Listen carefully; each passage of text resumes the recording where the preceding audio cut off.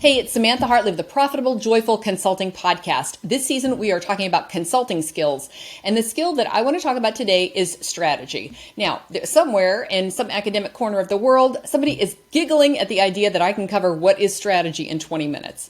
And they're probably right. However, I'm going to do my best to talk to you about what you need to know about strategy in order to add value to your consulting business.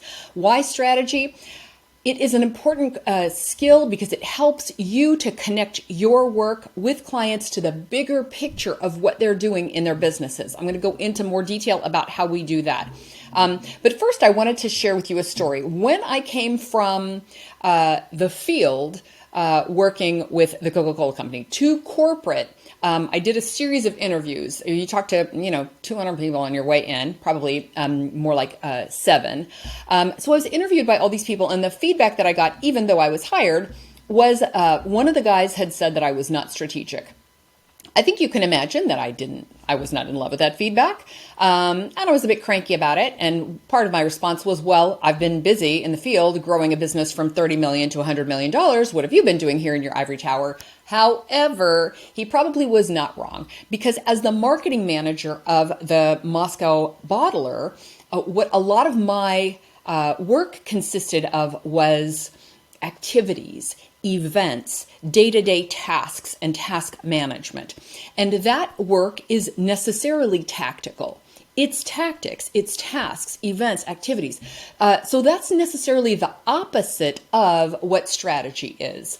And so it wasn't necessarily big picture work until, once a year we would do a business plan that would have a marketing plan in it, and we would talk about strategy. But for the most part, I was doing tactical work.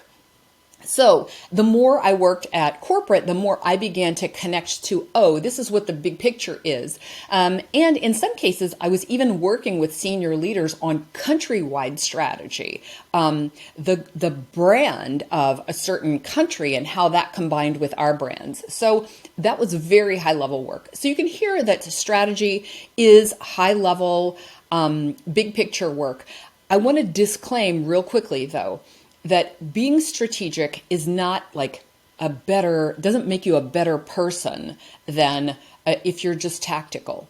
A lot of tactical people are the ones who help us to actually get the work done. So those of us who are big picture visionary people, we tend to work on a strategic level. And there are those who are project managers and task managers and people who actually get a lot of that work done. We need both of those pieces. You might hear a little bit in that of leaders and then managers in that conversation.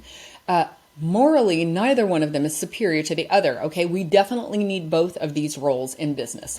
It's just that a lot of times in consulting, you'll bring extra value to your clients if you're able to have a strategic conversation. So I had a client, Dani, who was trying to sell a training. She'd come out of corporate where this training that she was selling, they understood its value. But when she was taking this to smaller clients, more like mid-sized clients, they didn't immediately see why this training of middle managers to help them to have more of these kinds of skills. They just didn't get what was valuable about that. So she had been trying to sell it for $50,000 for this particular training, and then less and less and less until it was $22,000. And she said, listen, people should be eating this thing up for this rate, and yet I can't get anybody to bring in this training to help me help their organization. So what can I do? So we worked together. And what I said to her was, nobody wants a training. What is broken in their organization that they might understand that this can solve? How can this help them? You need to connect your training to the larger issues of organizations that might need a training like this.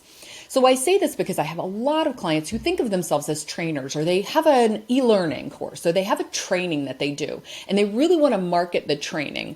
When the truth is, nobody really understands the value of their training, your training. What they understand is here's what hurts us. Here's our problems. Here's our challenges. Here's our issues.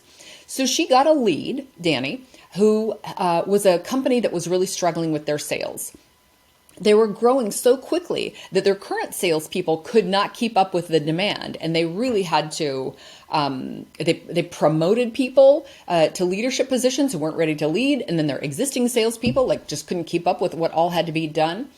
So what I had her do was quantify with the CEO, what are the problems here? What are they costing your organization? And if we could solve those, don't talk about how. Nobody cares about whether it's a training or whether it's a magic wand or whether it's you working and consulting and coaching. Nobody cares about that. What they want to know is, if we could solve that problem, what would things be like for you? So she had that conversation with the CEO. We talked about that she would come in and basically do whatever it took to solve those problems within her skill set, made that promise to the CEO, and at the end of the day, instead of a $22,000 training, what she was able to sell in, and the proposal that she and I worked on together was a $198,500 engagement. Why wasn't it 200? Because she didn't like the round number. So she got a 9 times increase in the value by connecting it to their overall challenges, instead of saying, I'm going to come in and do a tactical thing, which is this training. So if you're looking at doing something like that, there are 2 words that you can use that will help you to plug into the strategy of an organization. So whenever I'm talking with a consultant who says they won't really entertain my training, and they don't really want to have a conversation with me, how can I get them, how can I get a seat at that C-level table to have those C-level conversations? So what I want you to do is, when you come in and you're in discovery conversations, whether this is a call, Zoom meeting, live meeting, whether this is a single meeting or a series of meetings, you're going to listen to them talking about their challenges, or maybe they'll say, hey, we've heard you've got this cool training, tell us a little bit about what you would do for us with that.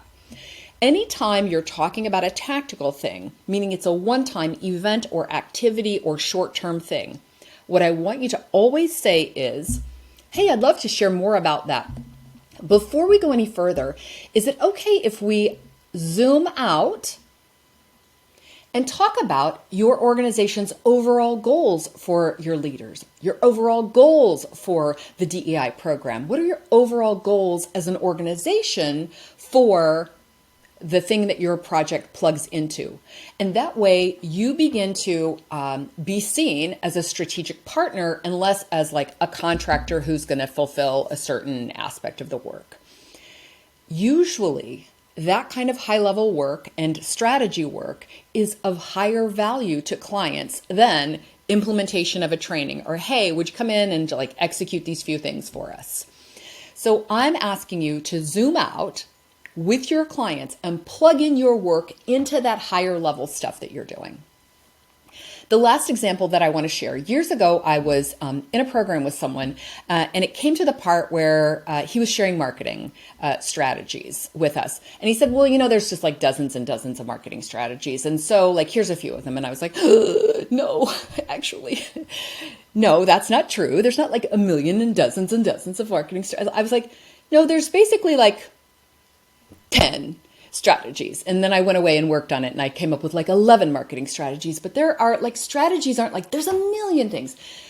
You can be creative, and there are many strategies in the world. But in marketing, you can pretty much put most marketing activity into 11 buckets. And then I went away and did that, and he included that in his program. So for example, I'm going to do some YouTube stuff. Well, that is a visibility strategy. It can be a content marketing strategy, but you hear that other visibility strategies are going to be social media. We're going to go out and we're going to be present in a market. Well, that's an events strategy, which is part of a visibility strategy. So I'm not trying to constrain your creativity, but I am saying that you can roll strategy is necessarily high level. And so you can roll up all these tactics, I'm going to do YouTube, or I'm going to do TikTok. Okay, you can group those together and hear that they fit into a larger thing. And that larger thing is usually going to be connected to a major initiative. So the word strategy, if we go back all the way to the Greek, it connects to the word for general, and also the word to how to lead an army. So what does an army do? And I wish all marketing, by the way, wasn't like campaigns and all of this language from war. Positioning is from war. It's, it's tedious. But anyway, how to lead an army. So what's an army doing? Well, they're like, capture that hill or go take that thing. Or as I was saying, what I did in Moscow, grow from 30 million to 100 million. Those major initiatives, this major how-to you're doing this thing, that is a strategy. And so for most of us in your marketing plan, you're going to have like maybe 3 strategies that you're going to work on. And sometimes if you're a one-person business, you're going to be like, this quarter, I'm going to do one thing. I'm going to do one strategy. And there will be a few specific tactics or activities that fall under it. But that way you're not overwhelmed with like, there's a million strategies we can be doing. So for example, if you want to have a visibility strategy that focuses on video, then, and that's going to be your Q4, then maybe you'll have get on a video podcast, create weekly content for my YouTube channel. And that could be enough. That could be it. Maybe you add, one webinar or Zoom event for LinkedIn under there. So I hope this is helping you to see that strategies are high-level things. In your consulting business, they can help you to add more value to your clients and be perceived as more valuable. And in your own business, they can help you to simplify so that you don't feel like you're doing like a million different disparate, disconnected activities, but that they can roll up and align under specific marketing strategies or business growth strategies. So if you'd like that list of the 11 marketing strategies that I identified, then you can find that at samanthahartley.com/super. That's where I'm putting all my podcast bonuses. And if you're taking away one thing from today, what I want you to think about is what are the strategies that I do for my clients? How can I plug my work into their strategic initiatives? And what's the strategy, the number one strategy that I'm going to use to grow my consulting business in the next 6 months? Okay, some good homework for you, hopefully. As always, would love to hear from you on any of my social channels, and I am wishing you a profitable and joyful consulting business. Good luck with your strategies. Thanks for watching. I'd appreciate if you'd like this episode, and if you enjoyed the show, why not subscribe? Be sure to click the bell to get notified when new episodes drop.